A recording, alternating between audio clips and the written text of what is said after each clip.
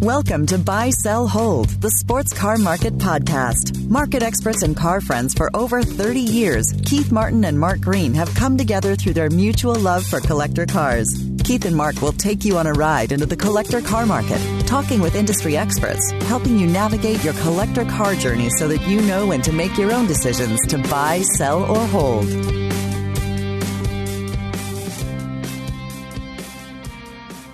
Hello and welcome. I'm Mark Green from the Cars Yeah podcast. And I'm Keith Martin from Sports Car Market magazine. Welcome to Buy, Sell, Hold, what we like to call the essence of collecting. And this is going to be our show number 8. So Keith, good morning. How are you doing today? I am ready, Mark, for a great show today. I'm ready for a great week. I'm ready for a great month. Absolutely. Well, this is going to be a fun show. This is our first guest from across the pond, as they say. We've got Simon Kidston calling in from the UK, which is going to be kind of fun. And I wanted to ask your opinion before we get him on the line here. It's up early where the sun is shining. We're having a nice day here. But I want to talk about the differences between European collectors, European cars, and the United States collectors specifically, because I see kind of a distinct difference in the two. And you have some unique perspectives on that. So what say you, Keith? Well, let me say, Mark, the first time I met Simon, we were racing over there, and he was in a Carrera RS, driving it flat out. And I thought, in the U.S., that's a car that you keep hidden away and you polish, but you don't ever take it out and hammer on it. Europeans find value in use with their collector cars. You go over there and you see the cars, they've got empty coffee cups laying in them. Because Europeans smoke more than we do, you'll see crumpled up cigarette packs. My theory, Mark, is that Europe, was destroyed in World War II, destroyed in World War I. They have things be destroyed and brought back, and I believe they're that way with their cars. Use the car and bring it back. Use it and bring it back.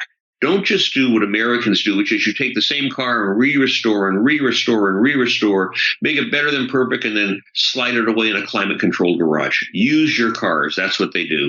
Yeah, well, this is good because Keith and I banter back and forth. We kind of are somewhat polar opposites when it comes to cars. I'm that crazy fool that polishes and rubs and doesn't enjoy my cars enough. And I'm going through a little bit of a difficulty with that. And this weekend, Keith took his, that you've heard on the show, what I call the Mighty Blue Volvo. He likes to call the Elf. And you kind of indoctrinated it with your son, right? You went to a little eating haberdashery, had a little fun. We went on a road trip, and we stopped at McDonald's. He had chicken tenders, which he ate in the car. I think he might have spilled some of the sauce onto this seat. Oh my gosh. That doesn't bother you, does it? You're starting to upset me here. What you were saying earlier, I need some of that blood pressure medication. But you're good for me, Keith. You're loosening me up a little bit, and I appreciate it. My child, look, my daughter too, who's 20, they grew up thinking that a car is just a thing that you're in and you're enjoying yourself. When I see people say, don't touch that car, don't get close, don't eat in my car. Well, what's that tell the kid about a relationship with a car? They can never have one. I believe the kid should be in the car. I've got a picture of my Porsche Turbo when I had it with Bradley with a big slice of pizza in his mouth with his feet on the dash and the cheese kind of dripping over onto the carpet. Oh, you know how to push my buttons, I should say here. And now I'm going to have to go to therapy and talk about how I've misraised my children. Thanks a lot. I think this is great, though. And I think it's important. And I think we're going to learn a lot here from Simon today about the differences. He's tremendously well known around the world in the automotive marketplace, buying, selling cars. And of course, he knows how to drive. So we'll be back in a few minutes. But first, here's a little special offer from Keith's team before we bring Simon on the show. Mark Green here. I have subscribed to Sports Car Market magazine for decades. While I've dropped most of my other car magazine subscriptions, Sports Car Market is the one I'll never let go. It's a hold. Getting it monthly in my mailbox brings a huge smile to my face. Sports Car Market magazine is filled with great articles and market updates on collector car values. It's a virtual treasure trove of value. Even the advertisements are fun to watch. Boy, I've got a deal for you. You're going to get $10 off your print subscription simply by using the code BSH on their website. Go to sportscarmarket.com/BSH, use the code BSH, and get $10 off your print subscription of Sports Car Market magazine. That's a deal. That's code BSH at sportscarmarket.com/BSH. You can get $10 off your print subscription today. All right, well, welcome back to Buy, Sell, Hold. Keith, we've got somebody very special on the line today, calling in all the way from Switzerland, right? Yes, today we have Simon Kidston on Buy, Sell, Hold. Absolutely. Simon Kidston is known around the world as a multilingual classic car commentator and columnist, consultant, and entrepreneur. Above all, he is recognized as a deeply knowledgeable advisor on the purchase and sale of rare classic automobiles.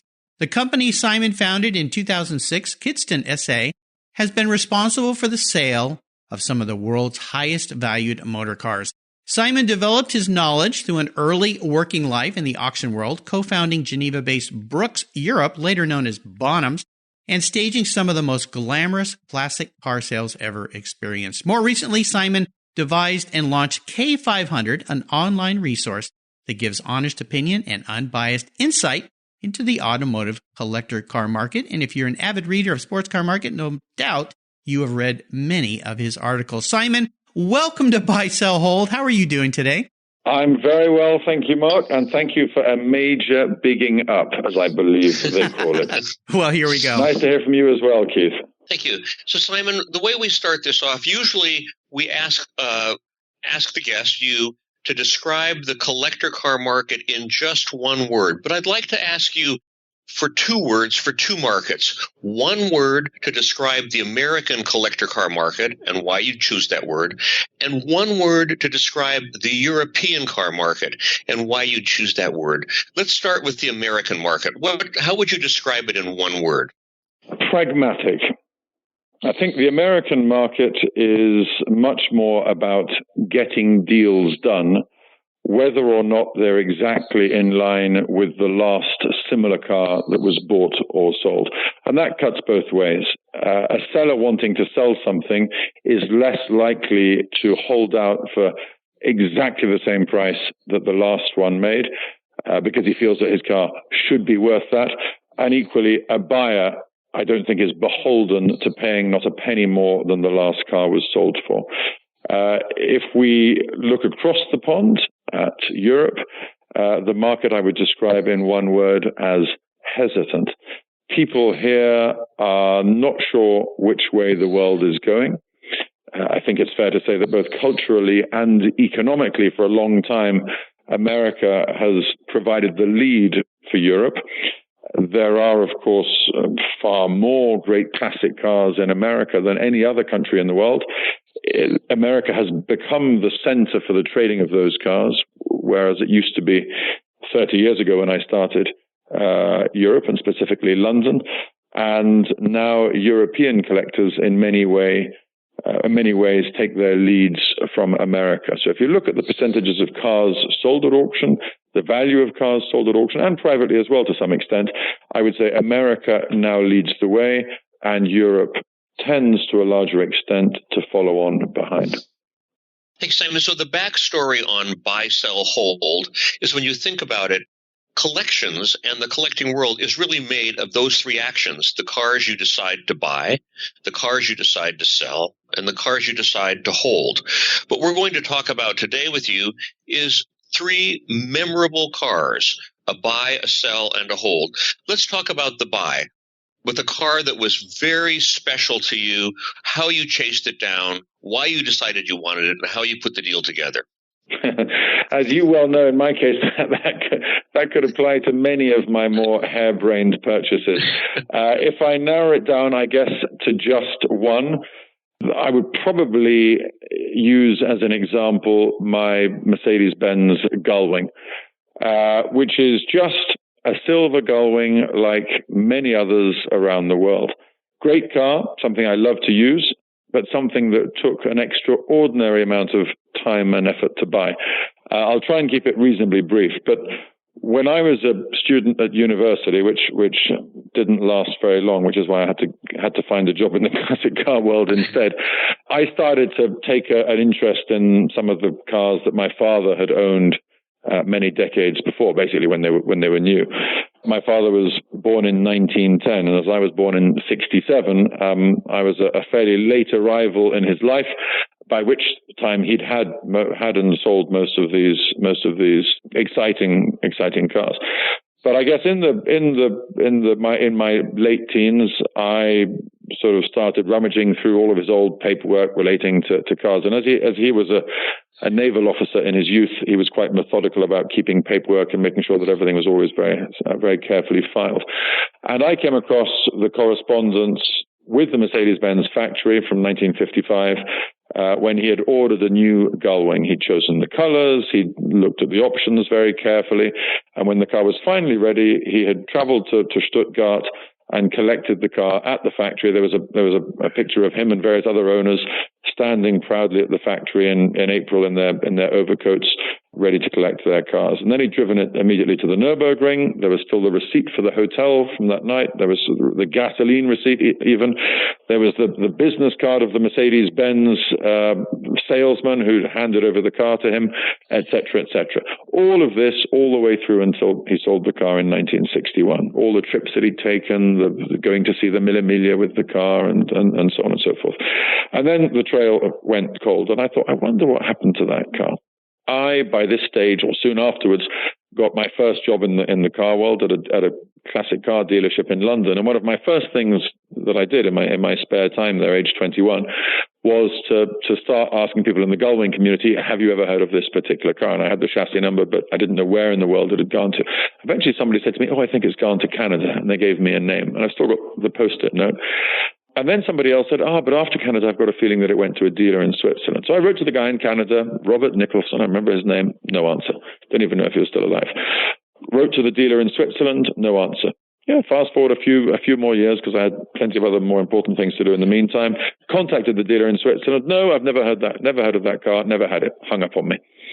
Sort of gave up for a few years more. Then, for somebody else said to me, Glenn Munger at Pebble Beach, fast forward a good few years, and I'd become a judge at Pebble Beach, and Glenn said to me, I've got a feeling that car might be in Seattle. So jump on a plane, go to Seattle, a man's just died, car's being sold by the executors, dead end, different car.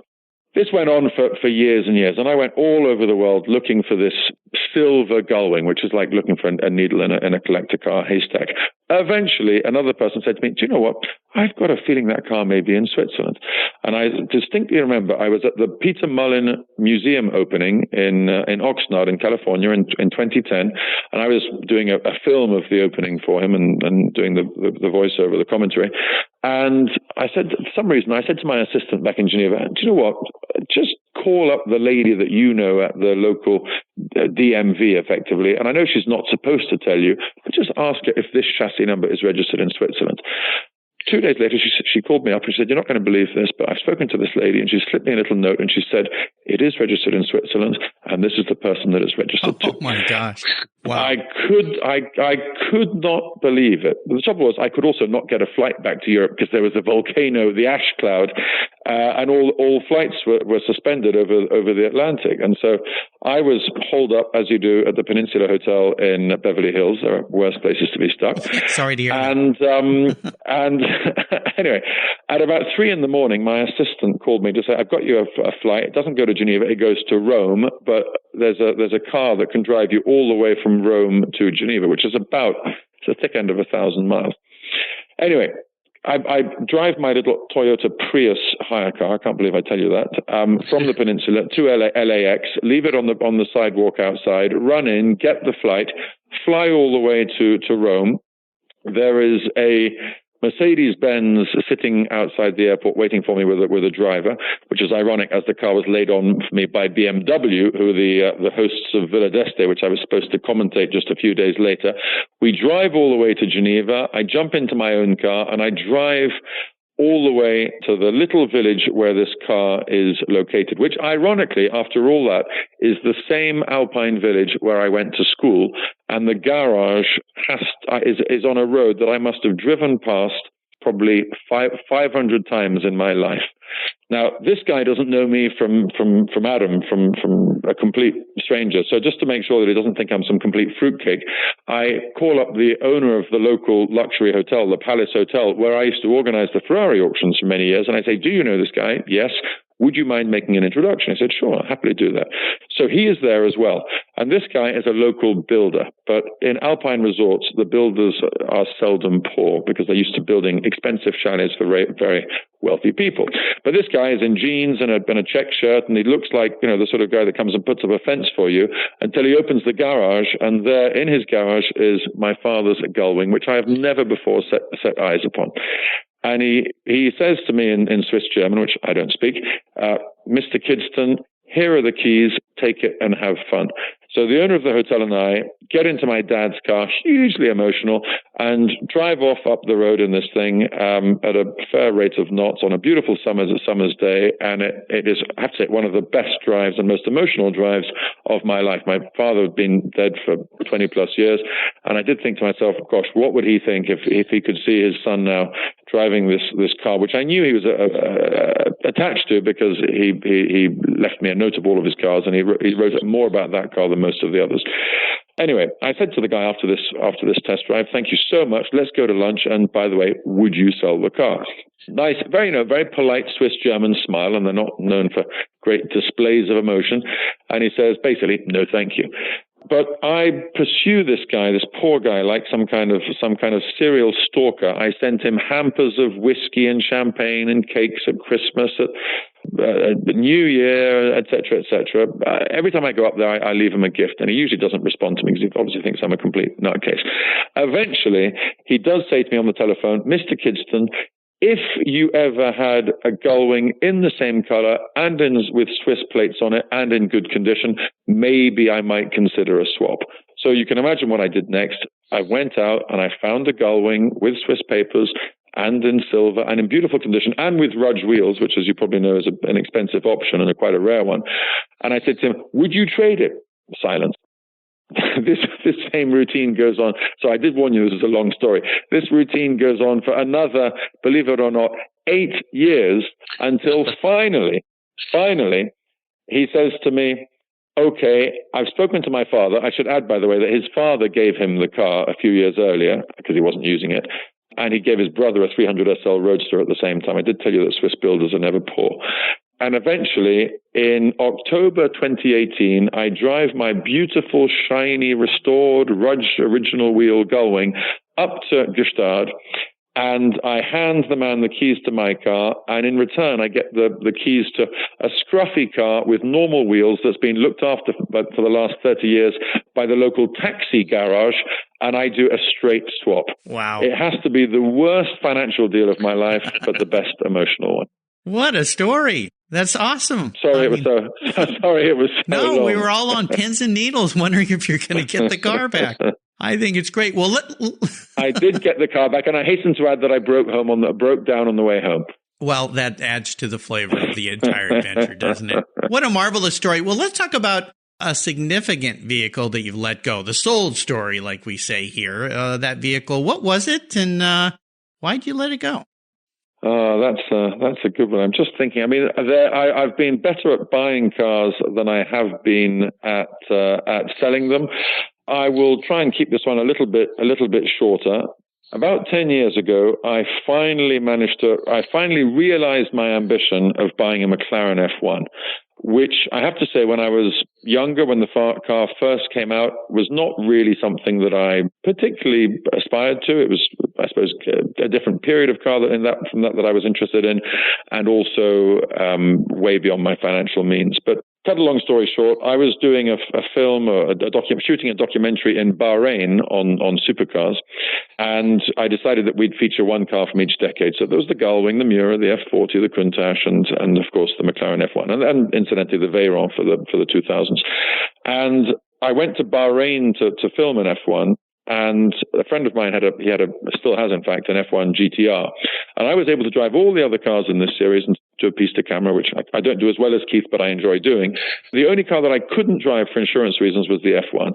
So the guy had a professional driver who was employed by him, and he said he'll take you out on the road and give you an impression of what this car is like. So I got buckled up in the passenger seat of the F1, the professional driver in the central seat, orange car, GTR.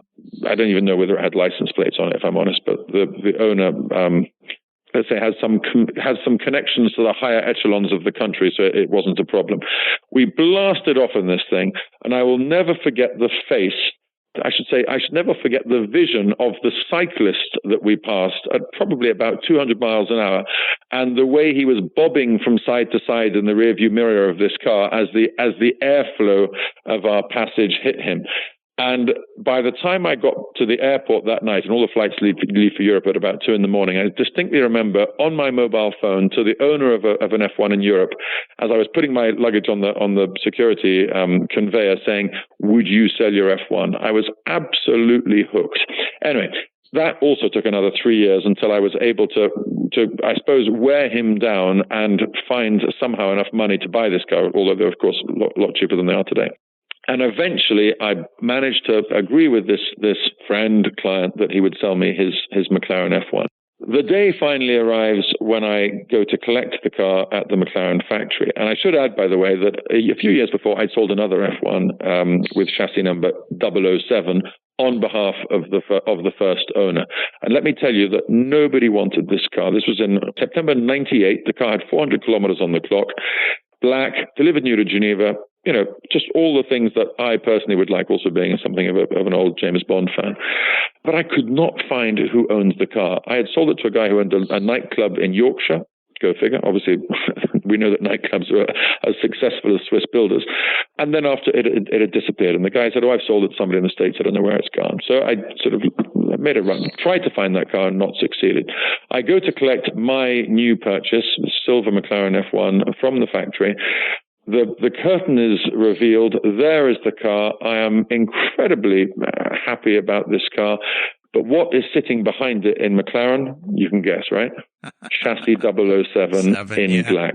I thought, damn it, I've bought the McLaren of my dreams, and then the one that I really would have wanted is sitting behind. And I don't even know whether it's for sale or who the owner is or whatever. I think, you know, it's almost like you get your Christmas present, but then you realize that your brother's got a better present than you, which you can't have.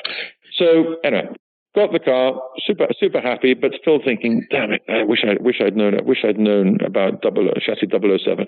A few days later, I get a call in my office, and one of the girls says to me, "Simon, there's somebody on line 2. Some guy in America wants to sell a car." Okay, here we go. It's about 8 o'clock at night, ready to go home.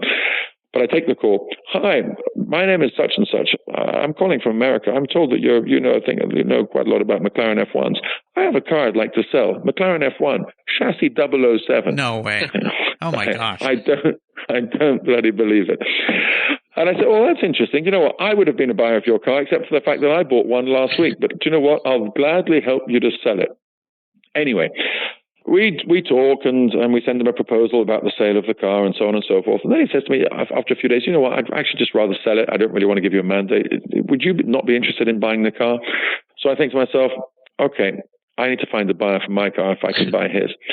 I call up a client, and I said to him, "Look, you know, I've got a McLaren F1. I might consider selling it, but if not, there is always a black car if there's an alternative." He said to me, "No, Simon, I'd never buy a black car, but I would buy a silver car. What color is yours?" I said, "Guess what? It's silver." Simon, do you buy lottery tickets very often? I hope so. Wow. Anyway, cut a long story short, within about a 5-minute conversation, he owned a silver McLaren F1, and one day later, I owned a black McLaren F1. Now, the smart thing, history has told us, would have been for me not to sell that silver McLaren F1, because it turned out to be a rather good investment. But it already took a huge amount of persuasion for my wife to allow me to buy just one McLaren F1, which I hasten to add also involved remortgaging our home. But of course, you know, isn't hindsight a wonderful thing? So if there's one car I should never have sold, it was that McLaren F1, but at least I bought another. Another wonderful story. Very cool.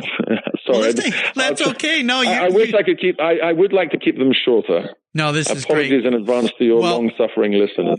We've enjoyed it. Let's take a short break. We're going to thank our sponsors from Keith's team. They've got something special for our listeners, and we'll be right back.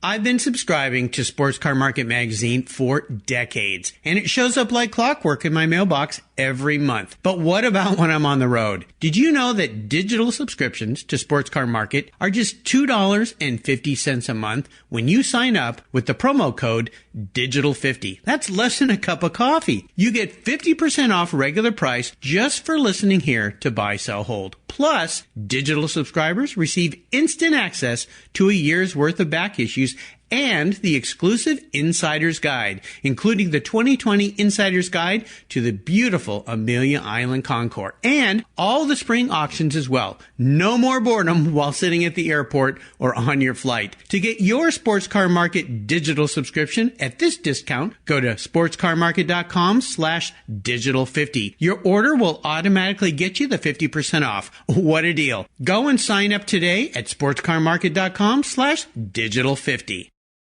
So, Simon, we've talked about a buy and a sell. Let's talk about a car that's near to your heart, a car that you would never let go of, and why. Can I make it two cars, Keith, or do you have to have just the one? Simon, normally it's just one, but for you, today on Buy, Sell, Hold, we're going to make an exception. Mark, we can't make these exceptions all the time. Yes. Just for Simon. Keith, I bet you say that to all the girls. The stories are just too darn good, Simon. I appreciate, Keith. I'm sure it's going to cost me an extra page of advertising, but I appreciate it. Let me give you two and tell you why those two are special to me. One of them is another family car. It's a 1973 Porsche Carrera RS 2.7. Simon, we talked earlier. That's the car I met you in when we were both in, was it the Modena Centauro or maybe Tour Auto? I was driving an Alfa, a little GTA, and you were in the Carrera RS. Do you know what? That was not that Carrera RS. I was the co-driver in that car. That was a Carrera RS lightweight that I had sold to a good friend of mine, Anthony McLean. I sat in the passenger seat of that car for 6 days, and I will never spend another hour or a minute more than I need to in the passenger seat of a Carrera RS lightweight. It was clearly a car not built for comfort. The two cars I would keep are my 1973 Carrera RS and my 1973 Lamborghini Miura, and I'll tell you why. The Carrera RS is probably the first car that I remember from my motoring childhood. That car came down the driveway when I was 5 years old, nearly 6 years old in 1973.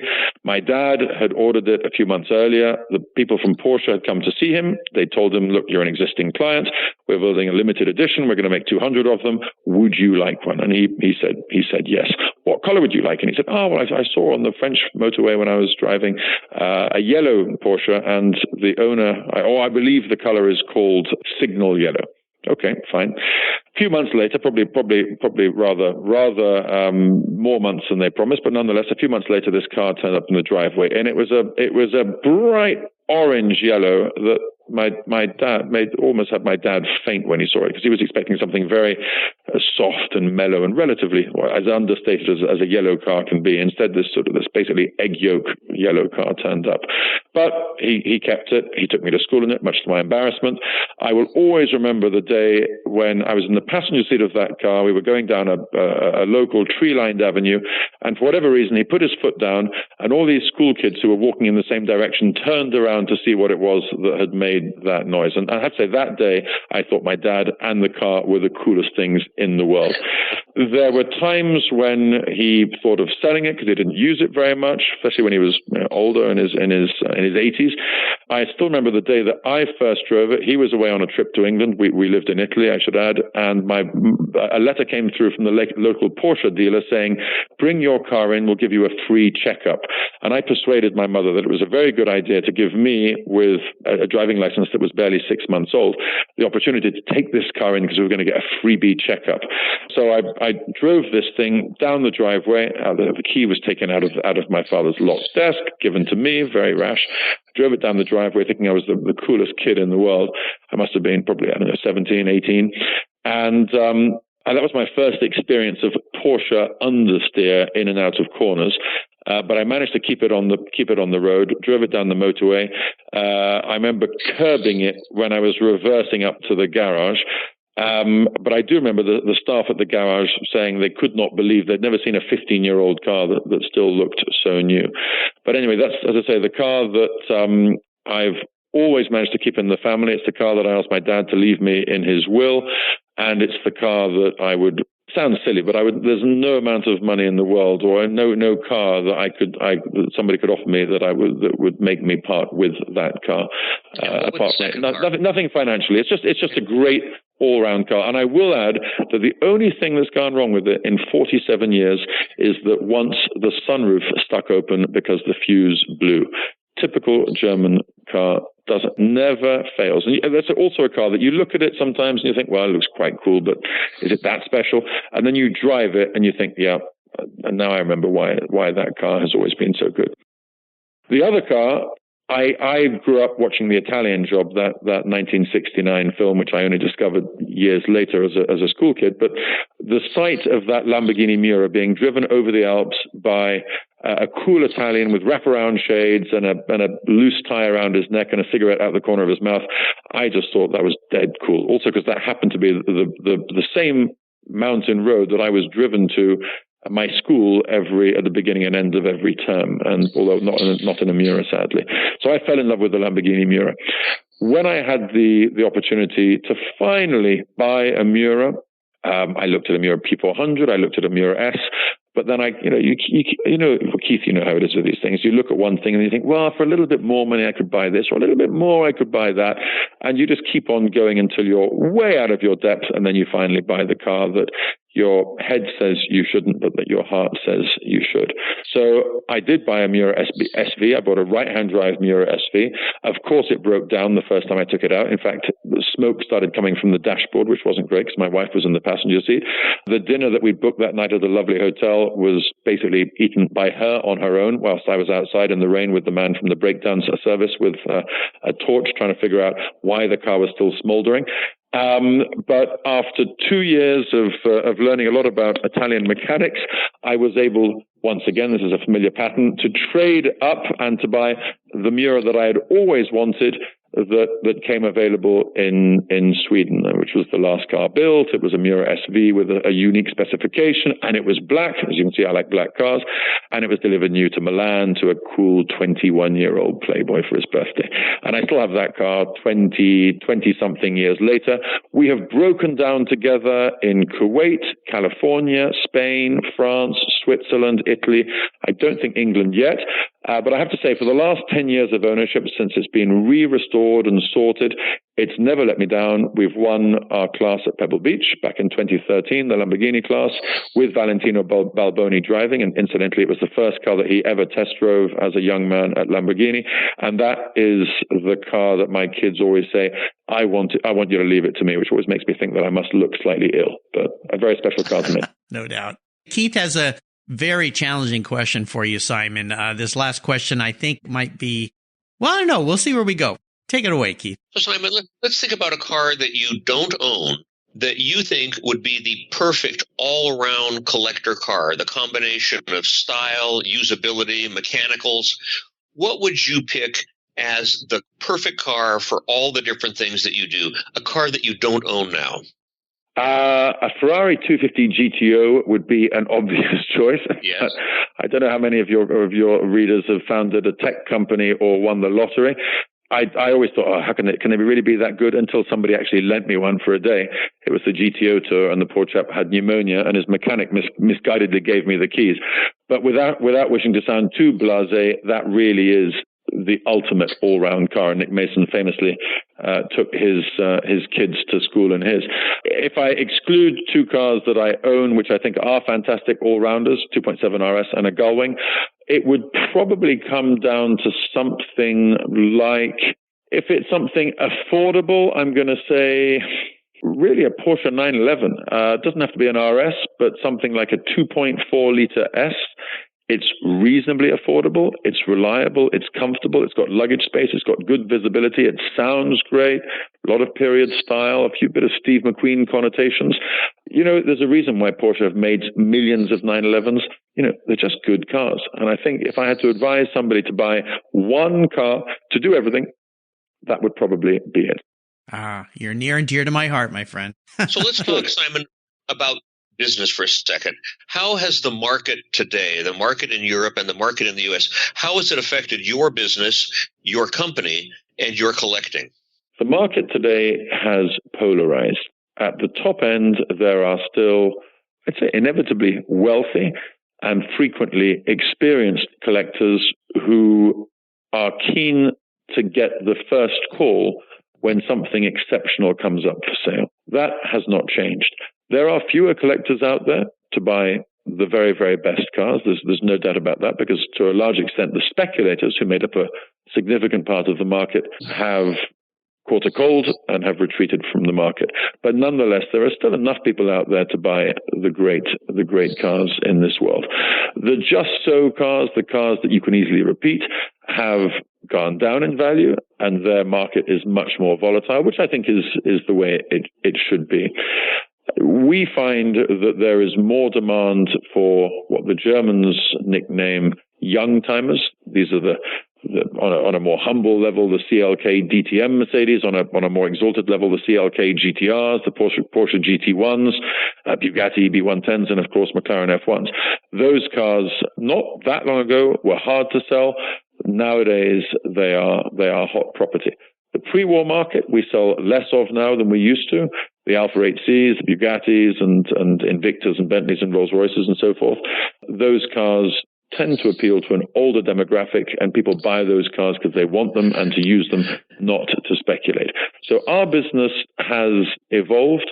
We find ourselves probably having to buy more cars now than we used to, given that consigning cars has become more difficult, more challenging.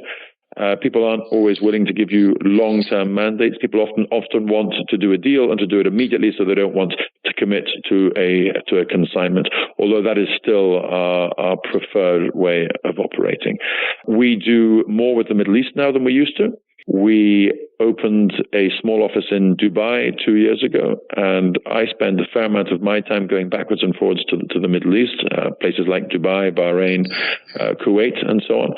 And of course, there was the first, as Keith will know, the first Concours in Dubai started a couple of years ago. I do, and my colleagues, a lot of business in America, so we spent a lot of time on both the West and the East Coast, and the other centers such as Florida, Texas, and Seattle, and so on. We always do a lot of business in mainland Europe. England, with Brexit, has been slightly cut off for the last 3 years. Now that there's been an election in the UK, that has given a little bit of certainty. It's also provided a bit of comfort for people who are concerned about taxes going up and greater restrictions being placed on the use of classic cars. So I think the English market is coming back to some extent, but the market as a whole now has definitely polarized. We are 20 to 30% off the peaks in many cases of 2014, 2015. But I think that going forward, the outlook is stable in the same way that a Picasso will always be a Picasso. A great car will always be a great car. Its value will fluctuate. There's no question about it, but it will always have a value, and there will always be a home for it. Simon, you are a wealth of knowledge, and I knew this was going to be a fun talk today. Before we let you go, could you offer our listeners maybe just one little piece of wisdom and guidance when it comes to their buying, holding, and selling great cars? A Jewish friend of mine said to me that his grandfather gave him some good advice. He said, "I only buy the best because I can't afford to buy the second best." I think that's a very good piece of advice.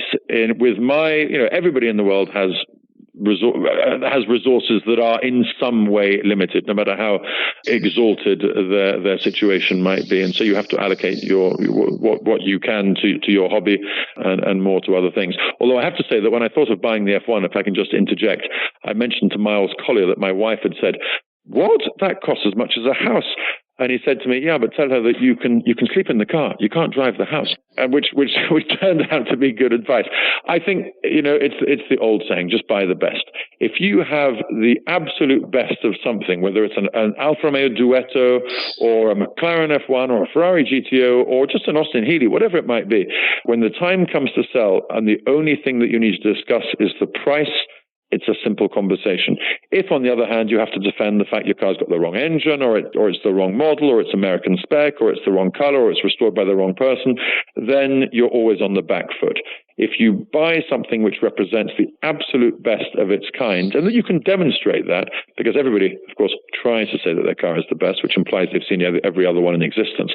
But if you can genuinely demonstrate that your car is the class of the field, then when the time comes to sell, you will always find a buyer. That's one thing I would always say to anybody. The other thing, frankly, which is perhaps counter to, I dare say, my own business, is you don't need to spend a lot of money to have fun. I have had as much fun with my humble Alfa Romeo Duetto, which was my first car, which I also, you're detecting a pattern here, also bought back, as I have with anything else, including McLaren F1 or whatever other exalted car you might think of. It's not about how much power something has, how fast it is, how much it costs, or frankly, the investment potential. As Keith and I both know, it's all about savoring the moment, and often, like a good party, the spontaneity of it. Who you're doing it with, where you're going, and the fact that you don't worry about getting it scratched or where you park it or whatever. You just enjoy the moment. And that's the great thing about cars. They're not just mobile physically, but they take us to emotional places that we couldn't otherwise access. And ultimately, my advice is just drive it. Well said. And how can people learn more about your business? They could look on our website, which is Kidston.com. If they are very bored, they could look on my Instagram and see me making a fool of myself with a lot of different cars, which is just Simon Kidston.